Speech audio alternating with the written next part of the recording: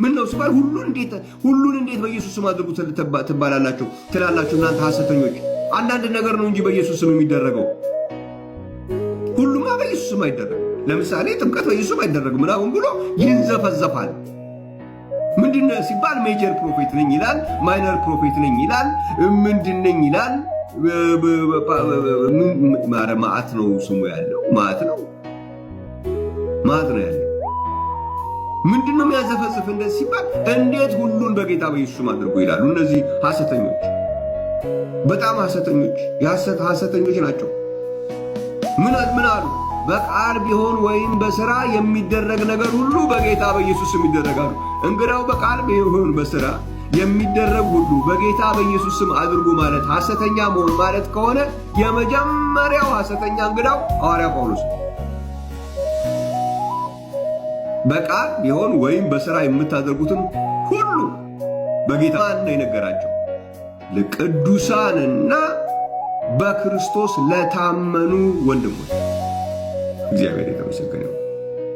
ስለዚህ አንተ ዛሬ በጌታ በኢየሱስ ክርስቶስም የተጠመቅ አንተ ዛሬ በቃል ቢሆን ወይም በሥራ የምታደርገውን ሁሉ በጌታ በኢየሱስ ስም ለማድረግ የፈቀድክ የወሰንክ አንቺ በጌታ በኢየሱስ ስም በቃል ቢሆን ወይም በሥራ የሚደረገውን ሁሉ አንድም ነገር ሳልቀር ሁሉንም በጌታ በኢየሱስ ስም አደርጋለሁ ያልሽ እኮ ምንድነው የሆነልሽ? ምንድነው የሆነልህ? ቅዱሳን እና በክርስቶስ የታመንክ ወንድም ሆን። ቅዱሳንና በክርስቶስ የታመኑ ወንድሞች ማህበር ውስጥ ቅዱሳንና በክርስቶስ የታመኑ ወንድሞች መካከል ገባሽ ማለት ነው እንጂ ዝም ብሎ አንድ የሆነ በኢየሱስም የተጠመቀ የሆነ ማህበር ውስጥ ቁጭ አልኩኝ ብለሽ ካሰብሽ ወይም ብለህ ካሰብክ ገና አልገባንም ማለት። እግዚአብሔር የተመሰገነ ይሁን። ይሄ ነው የሆነልህ። በቃል ቢሆን ወይም በሥራ የምታደርገውን ሁሉ በጌታ በኢየሱስ ስም የምታደርግ ቤተ ክርስቲያን ውስጥ መገኘት ማለት ምን ማለት ነው? ቅዱሳንና በክርስቶስ የታመኑ ወንድሞች ማህበር ውስጥ መገኘት ማለት ነው።